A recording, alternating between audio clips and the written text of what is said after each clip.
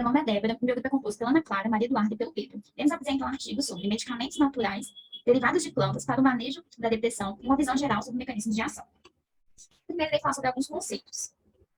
A planta medicinal é uma espécie vegetal, cultivada ou não, utilizadas para propósitos terapêuticos. Elas são capazes de aliviar ou curar enfermidades e têm tradições como medicamentos na população e na comunidade. A droga vegetal, ela é uma planta medicinal ou suas partes que contenham substâncias ou classe de substâncias responsáveis pela ação terapêutica. Ela pode passar pelo processo de estabilização e secagem e pode estar na forma íntegra, rasurada, triturada ou pulverizada. Aqui eu trouxe alguns exemplos de planta medicinal e alguns exemplos de suas versões na droga vegetal. O derivado vegetal é o produto de extração da planta medicinal fresca ou da droga vegetal, que contém as substâncias responsáveis pela sua ação terapêutica. Pode estar em forma de extrato, aqui tem o extrato da individuosa, ou de tintura, aqui é tintura de camomila, de óleo essencial, aqui hortelã-pimenta, de cera, de exudato. E a sua diferença entre droga vegetal e derivado vegetal é que a droga vegetal ela é originada da planta medicinal. E o derivado vegetal, ele pode ser obtido, na verdade, tanto da planta medicinal quanto da droga vegetal. O fitoterápico é um produto de matéria-prima ativa vegetal, com finalidade profilática, curativa ou paliativa. A sua composição não inclui substâncias ativas isoladas e nem associações com extratos vegetais. Eles podem estar na forma simples, onde o ativo vem de uma única espécie vegetal, ou da forma composta, quando o ativo vem de mais de uma espécie vegetal. Eu trouxe aqui um exemplo, a maracujina. Temos também o fitofármaco, que é uma substância purificada ou isolada a partir de uma matéria-prima vegetal. Ela também tem propriedades profiláticas, paliativas e curativas. E tem estrutura química definida e atividade farmacológica. Para ser um fitofármaco, não pode ter sofrido semissíntese ou modificação dessa estrutura. Um exemplo de fitofármaco que eu trouxe aqui é a morfina, que quando isolada da papoula para finalidades terapêuticas, ela é considerada um fitofármaco. Aqui vou falar de diferenças e um pouquinho sobre a homeopatia e a fitoterapia. A homeopatia é uma abordagem terapêutica de caráter holístico e vitalista, que visa a pessoa como um todo. Ela envolve 3 princípios fundamentais: a lei de semelhantes, a experimentação do homem sadio e a ultradiluição de medicamentos. E ela visa também ela visa com base nos sintomas de cada indivíduo. Então, ela olha o indivíduo como um só. E também tem medicamentos com potências ultradiluídas. As suas matérias-primas, elas podem ser de origem animal, vegetal e mineral. Já a fitoterapia consiste na utilização de plantas medicinais em suas diferentes formas farmacêuticas, sem a utilização de substâncias ativas isoladas, ainda que de origem vegetal, conforme a portaria 971. A diferença entre as duas é que seguem princípios diferentes. A fitoterapia segue a alopatia, que é a cura pelo contrário, o tratamento visando a doença. Já a homeopatia segue o princípio da cura pelos semelhantes, onde que utiliza substâncias que provocam sintomas parecidos com a doença que a pessoa está querendo tratar, além de possuírem matérias-primas de origem diferentes. A fitoterapia, ela é um medicamento exclusivamente de origem vegetal. Aqui está a carinha do nosso artigo, eu vou introduzir. A depressão, no caso, como o artigo cita, ela afeta cerca de 17% das pessoas em todo o mundo. E ela é um transtorno psiquiátrico sério e disseminado. Ela tem uma maior incidência em mulheres, cerca de 10 a 30%, e em homens é 7 a 15%. E tem esses exemplos de sintomas aqui: perda de produtividade, aumento dos pensamentos suicidas. Em 1950, surgiram a hipótese da monamina para explicar a depressão. Eles falam que a depressão ocorre pela consequência de uma diminuição dos neurotransmissores de monamina, que é a serotonina, norepinefrina e a dopamina. Mas com o tempo surgiram novos estudos farmacológicos que podem estar influenciando, ou a depressão pode estar influenciando por outros fatores, como o ácido gama-aminobutírico, que é o GABA, o ex-hipotálamo da pituitária adrenal, e entre esses outros exemplos aqui. Eu trouxe aqui uma imagem que mostra um indivíduo normal, como que é a sua liberação de neurotransmissores de monamina. Aqui no indivíduo depressivo, onde a gente vê que reduz muito, aqui na fenda sináptica, e aqui o tratamento para a depressão, onde ocorre a bloqueio desses transportadores aqui de monamina, essa recaptação de monamina aqui. No caso, para tratamento da depressão, eles são os medicamentos convencionais, e eu trouxe o exemplo de alguns deles. Aqui tem a fluoxetina, que é um inibidor seletivo de recaptação de serotonina. Aqui temos a fenilciproamina, que é um inibidor da monoaminoxidase. A monoaminoxidase ela é responsável por degradar as monaminas. Então, por isso, a gente usa o inibidor da monoaminoxidase. Aqui a gente tem um cloridrato de amitriptilina, que é um antidepressivo tricíclico. E aqui a mirtazapina, que é um antidepressivo atípico. Os dois bloqueiam a recaptação do neurônio de monaminas no neurônio pré-sináptico. E assim, são utilizados esses medicamentos para pacientes que sofrem transtorno depressivo, mas não são gerenciados muitas vezes de forma eficaz na terapia antidepressiva de primeira linha. Esses medicamentos, eles têm muitas desvantagens, como efeitos colaterais, que acaba fazendo que as pessoas não se interessem tanto e que os pesquisadores investiguem novas formas de tratamento da depressão. Com isso, medicamentos complementares, alternativos, com menor custo e menos efeitos colaterais, são fontes valiosas para esse gerenciamento dessas doenças crônicas, como a depressão. E assim, vários artigos de revisão e meta-análise foram realizados para provar efeitos dessas terapias com base em ervas e transtornos de humor. Uma vez que a compreensão dos mecanismos da atividade neurológica das plantas medicinais desempenha um papel fundamental no desenvolvimento de preparos fitoterápicos para o tratamento da depressão. E com isso, o artigo tem como objetivo revisar os mecanismos neurológicos de ação de plantas antidepressivas e seus constituintes.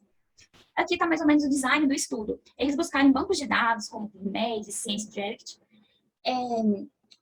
mecanismos de ações de preparações fitoterápicas antidepressivas. Eles trouxeram algumas especificações, como artigos que sejam de dados de 1996 ao outubro de 2013, com a língua inglesa. Eles usaram os termos antidepressivo, planta, extrato e erva para fazer a pesquisa. Eles excluíram fitoterápicos de multicomponentes, porque assim não teria como explicar o mecanismo de ação de plantas individuais. Excluíram também estudos em humanos, devido à falta de avaliações mecanísticas nas investigações clínicas. Excluíram artigos de revisão e escolheram só artigos que avaliavam apenas a depressão. E dessa forma foram selecionados 100 artigos. Agora, falando um pouco sobre os mecanismos de ação que são apresentados no artigo, vou falar primeiro do efeito serotoninérgico. A 5-hidroxitriptamina, também conhecida como serotonina, e apresenta a forma reduzida, né, a abreviação 5-HT, ela é conhecida como o principal neurotransmissor dentro da fisiopatologia da depressão. Isso porque ela tem diversas ações, é um neurotransmissor que tem diversas ações dentro do sistema nervoso central. Controle do sono, do humor, apetite, cognição, libido, percepção sensorial e nocicepção, que aí é o mecanismo de percepção de dor. Esse neurotransmissor apresenta diversos receptores dentro do sistema nervoso central e também no sistema intestinal. A via serotoninérgica, como eu disse, é marcada por vários receptores, sendo um deles um receptor de canal iônico ativado pela serotonina, que é o HT3, 5-HT3, né? Que é o receptor que é encontrado no intestino. E o uso de fármaco antagonista a ele é conhecido pelo uso de ondansetrona, né? Para diminuição de náusea e enjoo causada principalmente por efeito de uso de medicamento. Já os acoplados à proteína G são os mais importantes quando a gente fala de depressão, porque eles são os receptores que vão ser acionados pela serotonina dentro do sistema nervoso central. São eles o 5-HT1, 5-HT2 e aqui do 5-HT4 até o 5-HT7. A via serotoninérgica, como eu disse, é uma das principais responsáveis pelos sintomas da depressão, e esses sintomas são causados pela deficiência de serotonina. Essa deficiência de serotonina é principalmente causada pelo aumento da recaptação de serotonina, mas em alguns casos, que ainda não está muito bem elucidado em pesquisas, na deficiência da produção de serotonina. O efeito serotoninérgico apresentado pelos vegetais, pelas espécies vegetais, né, que aqui vão ser tratadas, eles acontecem por meio da inibição de recaptação de serotonina, a maior parte não seletiva, e a interação com alguns dos receptores da serotonina. Aqui a gente tem no artigo alguns exemplos de plantas que podem ser usadas com essa ação, que é a erva de São João, que é também conhecida como pericão. São usadas as partes aéreas da planta pelo extrato hidroetanóico ou pelo extrato padrão com 50% de flavonoides, padronizado com 50% de flavonoides totais. A magnólia, dela é usada a casca, ela tem uma flor lindíssima, mas o que é usado para efeito farmacológico é a casca, e é marcado pelas substâncias magnolol e inoquinol. Já a trepadeira de videira, ela é marcada pelos seus glicosídeos totais, que são os efeitos são causados pelos glicosídeos, e são extraídos por meio de uso de cloroformo metanol. Agora falando um pouco sobre o efeito noradrenérgico, entramos na norepinefrina, né, que também é um neurotransmissor, também chamado pelo nome de noradrenalina, e abreviação NE. Ela é uma monamina que atua na modulação do sono, do humor, da ansiedade, apetite, libido, atenção e memória, e tem muita ação sistêmica. Aqui eu destaquei a ação do miocárdio pela aumento da força da contração do miocárdio. A norepinefrina, ela atua em receptores alfa 1 e 2 e beta, principalmente beta 1, não tanto sobre beta 2. Tem efeito pós-sináptico no sistema nervoso central. E aqui eu coloquei adrenérgico para enfatizar os efeitos que ela tem sistêmicos nesses mesmos receptores de ações parecidas com a epinefrina dentro do organismo. As plantas que são usadas como efeito farmacológico para trato da depressão, elas atuam principalmente na inibição de recaptação de norepinefrina, que às vezes não são seletivos, que fazem recaptação também de serotonina, e na interação também de receptores tanto alfa 1 quanto alfa 2 no sistema nervoso central. Aqui eu coloquei alguns exemplos de planta que estão citados no artigo. A valeriana, são usadas as raízes para a produção de óleo essencial. O alcaçuz chinês, que é usado o rizoma em forma de extrato aquoso. E a goodberry, que é uma fruta que ficou famosa há um tempo atrás, né? A goodberry, ela é usada, as frutas mesmo, a fruta seca e para a produção de cápsula. Bom dia, eu sou a Maria Eduarda e eu vou tratar um pouco sobre as vias que são faladas no artigo, começando pela via dopaminérgica, com efeito dopaminérgico. Então, a via dopaminérgica ela é representada pelo hormônio da dopamina, que é uma catecolamina. Nessa via, na verdade, elas são várias vias que tem no cérebro, e elas são responsáveis pela modulação da motivação, do prazer e da recompensa. Aqui vocês podem ver a molécula.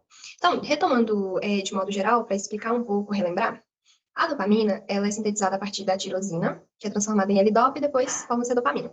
Ela, então, é internalizada em vesículas, que depois são liberadas na fenda sináptica. A fenda sináptica, ela pode ser recaptada para ser metabolizada, ou interagir com outros receptores de dopamina, ou interagir com receptores pós-sinápticos de dopamina, e o sinal será passado. Então, os receptores, só para relembrar um pouco, a gente tem dois tipos, que é a família do receptor D1 e a família do receptor D2. Então, a família do D1, do receptor D1, ela é excitatória e do D2 é inibitória. Em um, há o aumento do AMP cíclico e no outro, a redução desse AMP cíclico. Por que isso é importante? Porque no artigo, o combate a esses sintomas vai ser relacionado à interação com esses receptores. Eles viram que a deficiência em diferentes vias dopaminérgicas pode levar a sintomas depressivos. Então, eles fizeram, no artigo, eles viram que em experimentos com animais que foram submetidos a um protocolo validado, conhecido como estresse crônico ameno imprevisível, esses animais eles desenvolveram sintomas depressivos. E qual que seria a relação com a via dopaminérgica? Então, eles fizeram uso de antidepressivos e viram que houve uma recuperação na capacidade de ligação da dopamina nos receptores D2 e D3, que são aqueles receptores que eu falei anteriormente.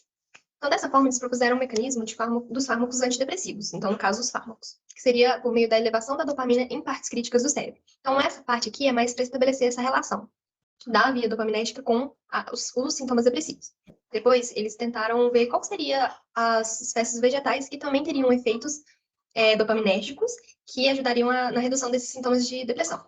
E por meio de qual mecanismo, né? Então, as espécies vegetais aqui tratadas, elas possuíram um efeito dopaminérgico por meio da interação com receptores D1 e D2 e por meio da elevação da dopamina cerebral.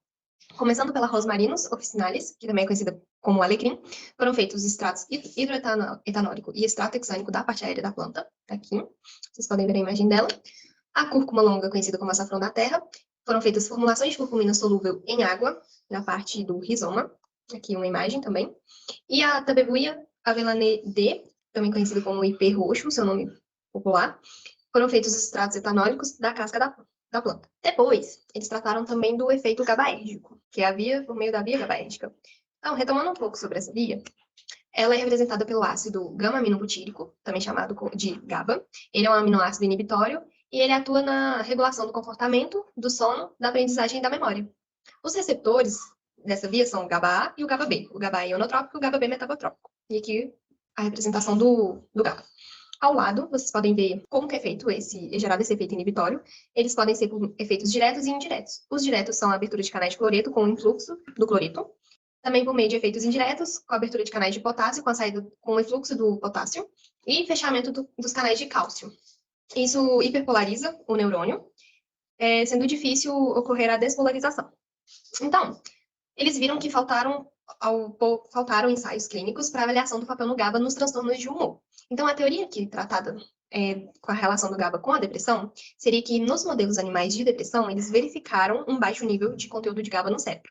As espécies vegetais que eles trouxeram como exemplos de que possuem essas atividades antidepressivas por meio de algum tipo de interação com o sistema GABAérgico foram o Asparagus racemosus, conhecido como chavatari, é uma planta muito conhecida na Índia.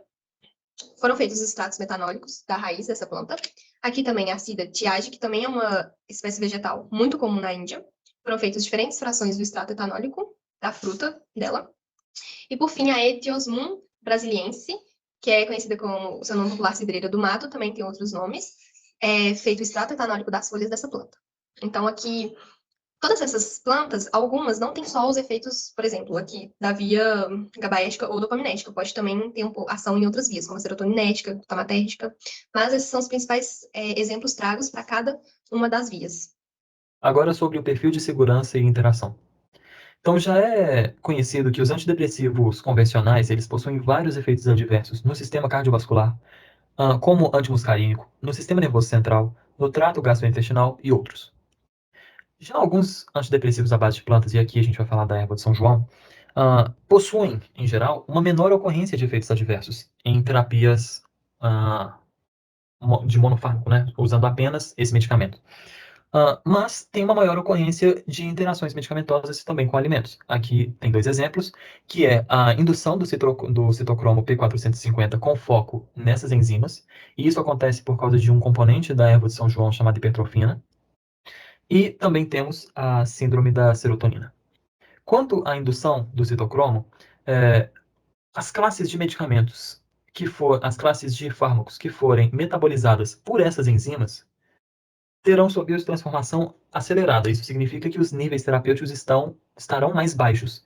Então, são eles anticoagulantes, contraceptivos orais, quimioterápicos, imunossupressores, estaminas, benzodiazepínicos e até mesmo outros antidepressivos convencionais. Essas doses, a ocorrência da dose subterapêutica para um paciente são várias. Então, no caso de contraceptivos orais, uma gravidez indesejada, quimioterápicos, um tratamento não eficaz, imunossupressores para aqueles que estão em tratamento que fizeram um transplante de órgãos, pode até acontecer uma rejeição. Já a síndrome da serotonina, ela ocorre normalmente pela interação de antidepressivos à base de plantas e também dos convencionais que sejam seletivos, que sejam inibidores seletivos da serotonina.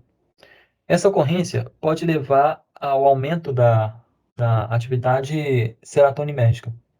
E isso traz como sinais e sintomas, a mudança do estado mental, como, por exemplo, agitação, a hipertermia, tem também a hiperatividade neuromuscular, então ocorrência de tremores, e é potencialmente fatal.